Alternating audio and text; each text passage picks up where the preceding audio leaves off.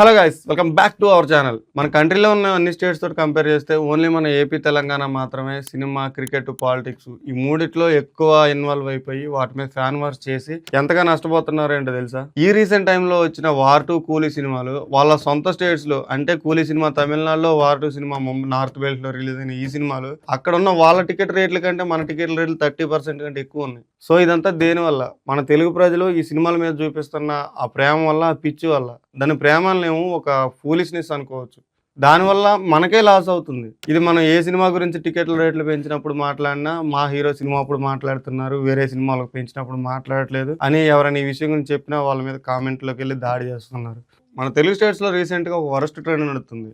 ఆ ట్రెండే fan wars. Even దేవుళ్ళ మీద కూడా కల్కి సినిమా రిలీజ్ అయిన తర్వాత అర్జునుడు గొప్ప, కర్ణుడు గొప్ప అని ఓకే, ఈ విషయాల మీద మాట్లాడుకోవచ్చు, తప్పులేదు. కానీ దేవుళ్ళ గురించి, మహాభారతం గురించి మొత్తం తెలుసుకొని కూడా కర్ణుడి దగ్గర ఈ తప్పులు ఉన్నాయి, అర్జునుడి దగ్గర ఈ తప్పులు ఉన్నాయని వాళ్ళని కూడా తిట్టే స్టేజ్కి వెళ్ళిపోయింది మనలో ఉన్న ఈ ఫ్యాన్ వార్ భావజాలం. ఈ సినిమా, క్రికెట్, పాలిటిక్స్ వల్ల నిజంగానే చాలా మంది ప్రాణాలు కూడా కోల్పోయారు. ఫర్ ఎగ్జాంపుల్, మన పుష్ప 2 ప్రీమియర్ రోజు ఏం జరిగిందో అందరికి గుర్తే ఉండి ఉంటుంది. ఒక ఆమె చనిపోయింది, వాళ్ళ బిడ్డ ఆల్రెడీ గాయాలతో ఉండి రీసెంట్ గా రికవర్ అయినట్టున్నాడు. ఇదే విషయం మనం ఇంకొంచెం డీప్ గా వెనక్కి వెళ్తే 2016లో ఈ ఇన్సిడెంట్ అందరికి తెలిసే ఉంటుంది. జూనియర్ ఎన్టీఆర్ గారి ఫ్యాను, పవన్ కళ్యాణ్ గారి ఫ్యాను ఇద్దరి మధ్యలో గొడవ జరిగింది. ఆ గొడవలో ఒక అభిమాని ఇంకొక అభిమాని కత్తితో పొడిచి కూడా చంపేశారు. ఆ చనిపోయిన అభిమాని తల్లి దగ్గరికి వెళ్ళి పవన్ కళ్యాణ్ గారు ఓదార్చారు కూడా.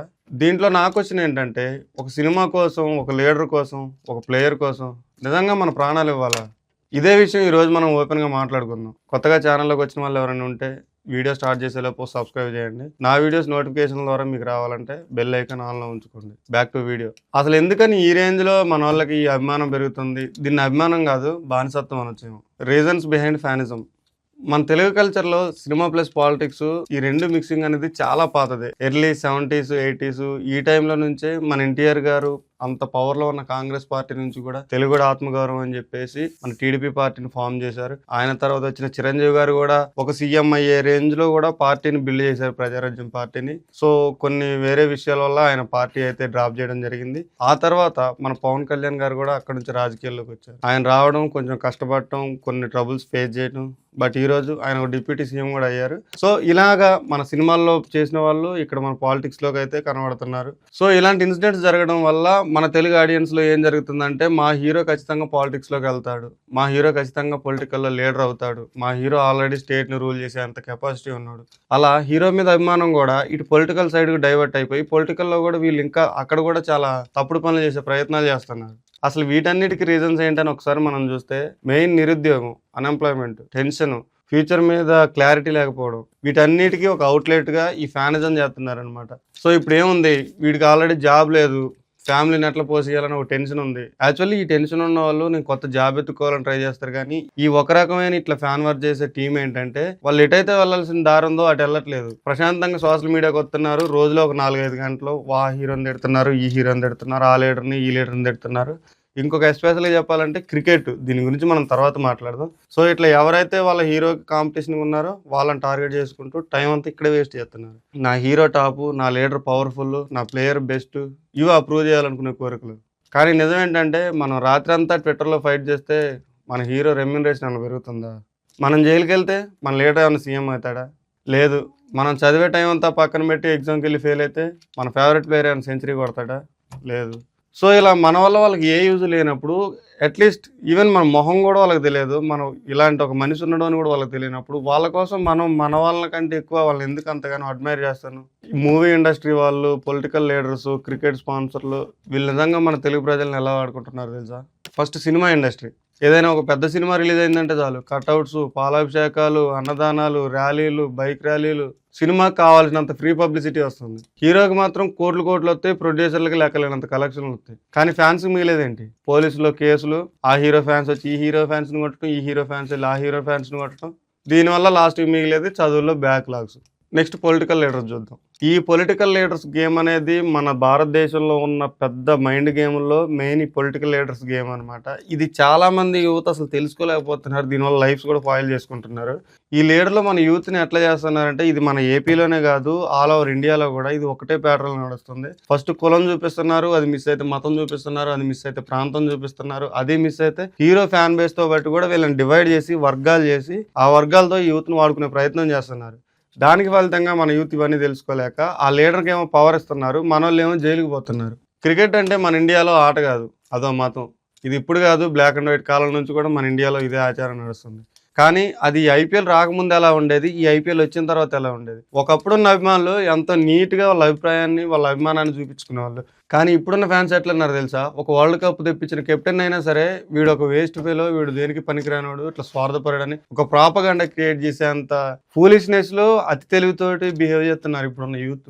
దీన్ని అర్థం చేసుకుంటున్న ఈ స్పాన్సర్లు ఏం చేస్తున్నారు, టికెట్ల రేట్లను అసలు మనం తట్టుకోలేని రేంజ్లో పెంచేస్తున్నారు. కానీ మన ఫ్యాన్స్ ఏమైనా ఊరుకుంటున్నారా? అప్పులు చేసైనా సరే వెళ్ళి మ్యాచ్ చూసి వస్తున్నారు. లాస్ట్కి మిగిలేదేముంది?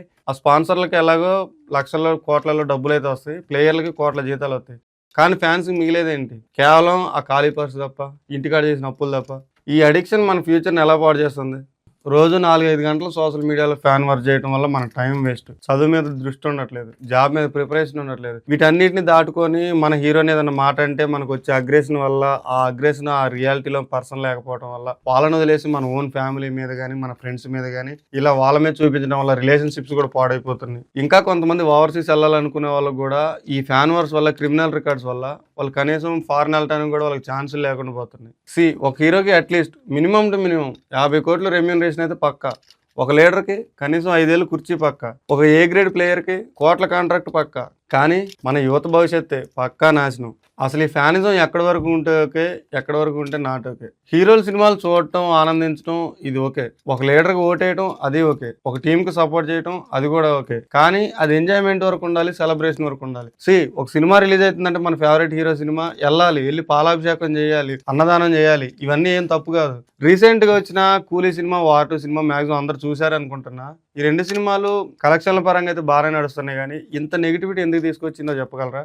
జస్ట్ ఫ్యాన్స్ వల్ల. నా హీరో సినిమా బాగుండాలి అంటే పక్క హీరో సినిమాని పాడు చేయాలి, పక్క హీరో సినిమా బాగుండాలంటే వాడొచ్చి మన సినిమాని పాడు చేయాలి. ఇదే నడుస్తుంది. దీనివల్ల ఎంతో మంచిగా ఉన్న స్టోరీలు, కథలు కూడా ఏ సినిమా కూడా హిట్ కాకుండా పోతున్నాయి. ఇవి ఆల్రెడీ కలెక్షన్లో మంచిగా లాక్ వస్తున్నాయి. కానీ టాక్ చూస్తే మాత్రం ఓన్లీ మన తెలుగు స్టేట్స్లోనే వరస్ట్గా ఉంది. దీనికి రీజన్ మన ఫ్యాన్స్ మాత్రం. ఇలాంటి మిస్టేక్స్ వద్దు.